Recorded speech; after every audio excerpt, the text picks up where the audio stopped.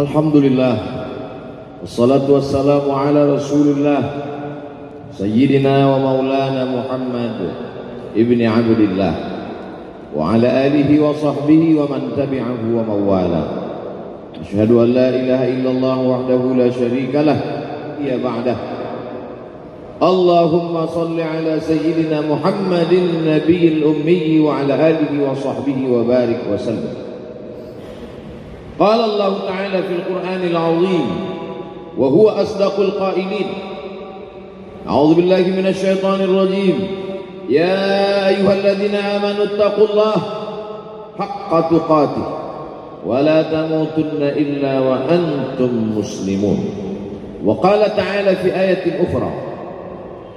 Ya ayyuhalladzina amanu taqullaha wa qulu qawlan sadida يصلح لكم أعمالكم ويغفر لكم ذنوبكم ومن يطع الله ورسوله فقد فاز فوزا عظيما. عباد الله أوصيكم ونفسي بتقوى الله وطاعته فقد فاز المتقون. Hadirin jamaah Jumat yang dimuliakan Allah Subhanahu wa taala. Semua orang senang melihatnya. Karena ayahnya meninggal dan ibunya juga sudah lama meninggalkan. Orang kasihan melihat. Maka karena kesenangan hati mereka, mereka sendiri yang memberikan gelar untuknya yang belum pernah mereka berikan kepada orang sebelum dia. Gelar itu bernama Al-Amin, orang yang layak menerima amanah. Amin diambil dari 3 huruf, alif, mim, nun. Dari kata alif, mim, nun muncullah kata amanah. Orang yang mampu menerima amanah disebut al-amin. Kita mengatakannya jujur. Lawan daripada amanah adalah khianah, al-khain, pengkhianat. Dia tidak berkhianat. Dia adalah seorang yang mampu mengemban amanah dan terpercaya. Maka semua orang percaya kepada dia. Dari alif, mim, nun. Maka iman berarti percaya. Dia adalah orang yang dipercaya karena memang dia mampu mengemban amanah. Kapan kebencian itu datang? Kebencian itu datang ketika dia naik ke atas bukit Sofa dan dia berkata kepada semua penduduk Makkah, seandainya aku katakan di balik bukit Jabal Abi Qubais yang besar, gagah, perkasa, tinggi, menjulang ini ada pasukan musuh yang akan menyerang kita, apakah kalian percaya? Semua mereka berkata, sadaqnaka, kami percaya karena memang kami menggelar engkau orang yang dapat dipercaya. Seandainya aku katakan bahwa ada pasukan musuh yang akan meluluh lantak, akan menghantam, membunuh kita, apakah kalian percaya? Mereka menjawab, sadaqnaka, kami percaya. Seandainya aku katakan bahwa aku menerima wahyu dari Allah dan aku diperintahkan Allah untuk mempercayakan kalian, disitulah perlawanan datang. Bukan dari orang lain, bukan dari musuh, bukan dari lawan. Perlawanan itu datang dari saudara kandung, dari ayah kandung yang masih ada hubungan darah. Tabban laka ya Muhammad alihadza jama'tana, celakalah engkau Muhammad, apakah hanya untuk ini saja kau kumpulkan kami hari ini? Allah membelanya, langsung Allah membelanya. Dia tidak membela dirinya, tapi Allah mengatakan tabbat yada abi lahab wa tabba ma aghna anhu maluhu, hartanya tak ada berguna, wa ma kasab, hasil usahanya tak mendatangkan manfaat, wa imra'atuhu hammalatal hatab, istrinya menjadi pembawa kayu bakar, simbol dari adu domba, kata-kata yang membuat menyakitkan hati yang dibawa oleh Ummu Jamil istri Abu Lahab. Ini bukti kalau hari ini ada anak muda yang rupawan, yang dermawan, yang disenangi lingkungannya, tidak ada orang yang tersinggung, biasa, karena Nabi Muhammad SAW juga pernah mengalami hal itu. Tapi begitu kau katakan, aku tadi malam bermimpi bahwa aku mesti hijrah, meninggalkan komunitas peminum khamar, meninggalkan geng kita yang selama ini bicara tentang yang haram, maka disitulah mereka akan berkata, apakah hanya untuk ini saja kita berteman selama ini? Mana persahabatan kita? Apa yang dialami pemuda-pemuda hijrah hari ini dialami oleh Rasulullah SAW 14 abad yang silam. Ketika kau berhasil bisnis, orang senang. Ketika kau berhasil membina rumah tangga, tidak ada orang yang tersakiti. Ketika anakmu lucu-lucu dan kau berada di tengah mereka, tidak terusik kepentingan mereka, tidak terganggu ekonomi mereka, engkau adalah sahabat.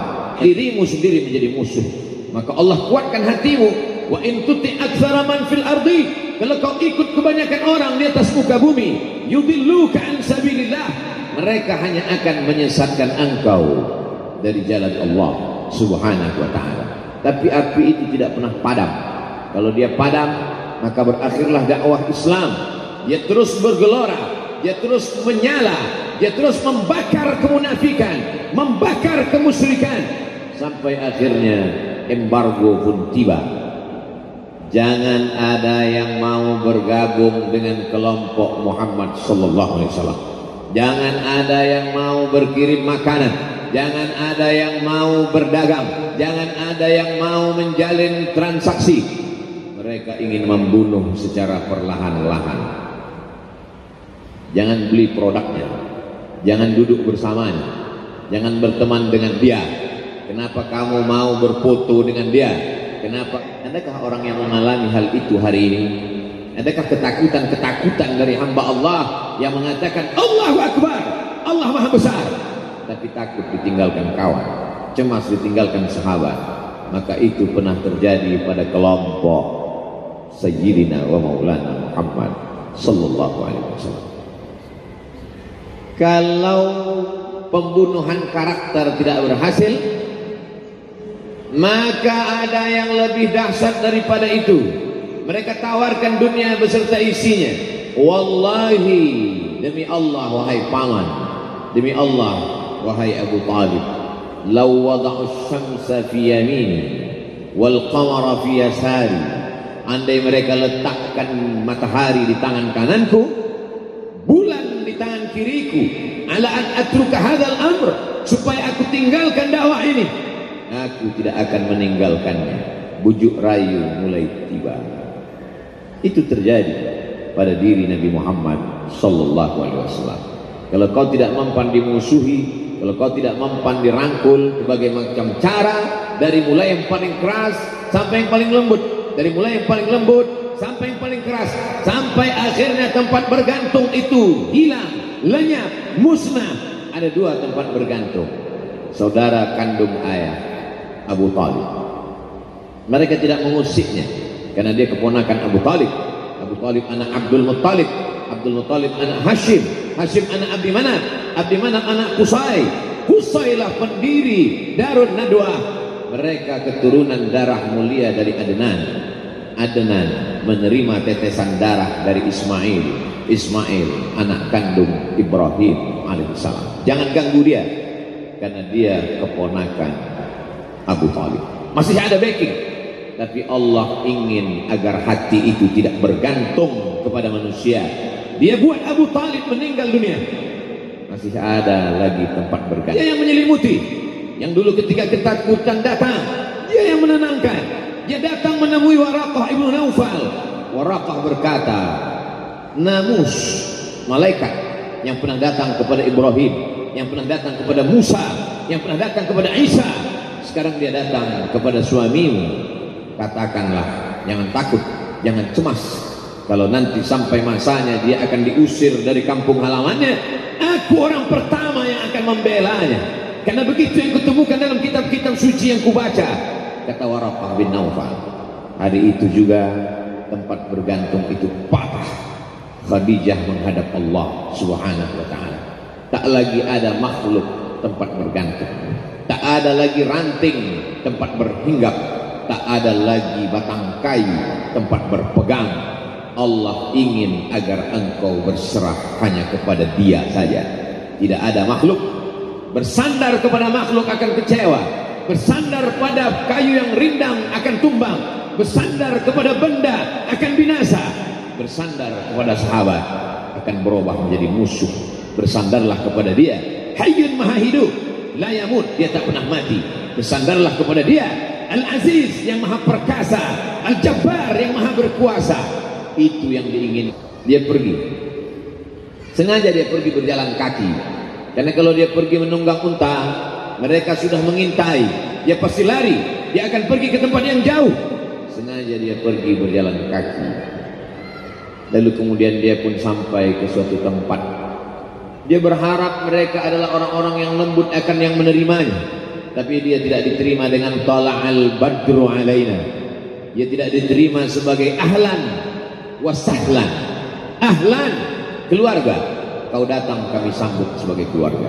Sahlan, mudah, kau datang urusanmu mudah. Ahlan wa sahlan. Tapi dia tidak dianggap sebagai keluarga, dia tidak dianggap sebagai sahlan, dia dianggap sebagai musuh. Dia dilempar dengan batu, dia dilempar dengan kayu, dia dilempar dengan tulang onta. Apa yang dia lakukan? Dia bersembunyi di balik bukit. Dia angkat kedua tangannya. Ilaika ashku dha'fat, kepada engkau saja aku mengadukan kelemahanku, wa qillata hilati, ketidakberdayaanku, wa hawani bainan nas, aku hina di tengah mereka. Hari ini hanya engkau saja. Datanglah malaikat Jibril, malaikat penjaga segala bukit di atas dunia. Kau tunjuk mana bukit yang paling besar ya Muhammad, akan kutimpakan kepada mereka. Hati yang luka biasanya akan marah, akan kecewa, tapi tidak terjadi pada Nabi Muhammad sallallahu alaihi wasallam. Apa yang dia katakan? Asallahu an yukhrij min aslabihim man ya'budullaha wa la yusyrika bihi syai'a. Ya Allah, keluarkan dari tulang sulbi mereka, keluarkan anak cucu mereka yang akan menyembah Engkau. Tidak ada satupun yang akan mempersekutukan Engkau di atas muka bumi ini. Doanya dikabulkan, hatinya susah, pikirannya kacau, tapi lidahnya tidak berkata-kata kasar. Dia doakan agar anak cucu mereka menyembah Allah. 100% penduduk Taif hari ini bersyahadat asyhadu an la ilaha illallah wa asyhadu anna Muhammadan Rasulullah. Doa orang yang teraniaya, doa orang yang terzolimi. Dia berhenti di sebuah kebun. Ada seorang yang bukan terpandang membawakan beberapa ranting anggur sebagai pelipur lara, penghilang haus, pelepas dahaganya. Ketika anggur itu akan masuk ke mulutnya, dia berkata Bismillahirrahmanirrahim.